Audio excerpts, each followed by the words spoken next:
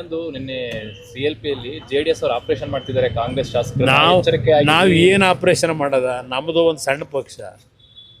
ನಮ್ಮ ಪಕ್ಷದಲ್ಲಿ ಏನಿದೆ ಮಾಡೋಕ್ಕೆ ನಮ್ಮ ಕೈಲಿ ತಾನೇ ಏನಾಗ್ತದೆ? ಸರ್ಕಾರ ಅವ್ರ ಕೈಲಿದೆ. ಮ್ಯಾನ್ ಪವರು, ಮಸಲ್ ಪವರು, ಹಣದ ಪವರು ಎಲ್ಲ ಇಟ್ಕೊಂಡವ್ರೆ. ಅವ್ರ ಮುಂದೆ ನಾವು ಫೈಟ್ ಮಾಡೋಕ್ಕಾಗುತ್ತಾ? ನಾವು ನಮ್ಮ ಪಕ್ಷದ ಮತಗಳು ಚಲಾಪಿಲಿ ಆಗಬಾರ್ದು, ನಮ್ಮ ಪಕ್ಷದ ಮತ ಒಟ್ಟಾಗಿರಬೇಕು ಅನ್ನೋದಕ್ಕೆ ಕ್ಯಾಂಡಿಡೇಟ್ ಹಾಕಿದ್ದೀವಿ. ನಾವೇನು ಗೆದ್ದೇ ಬಿಡಬೇಕು ಏನಾದರೂ ಮಾಡಿ ಕುತಂತ್ರದ ಮುಖಾಂತರ ಅನ್ನೋ ಪ್ರಶ್ನೆ ಇಲ್ಲ. ಈಗ ನಮ್ಮ ಅಭ್ಯರ್ಥಿ ಅರ್ಜಿ ಹಾಕಬೇಕಾದ್ರೆ ಹೇಳಿದ್ದಾರೆ ಆತ್ಮಸಾಕ್ಷಿ ಮತ ಕೊಡಿ ಅಂತ ಕೇಳಿದ್ದಾರೆ. ಇದು ಹೊರತುಪಡಿಸಿ ಏನಿದೆ? ಇವತ್ತು ನಮ್ಮ ಜೊತೆಗೆ BJP ಪಕ್ಷದ ಸರ್ಪ್ಲಸ್ ಓಟಿದೆ. ಆ ಓಟಿಗೆ BJP ನಾಯಕರಿಗೆ ಮನವಿ ಮಾಡಿದ್ದೇವೆ.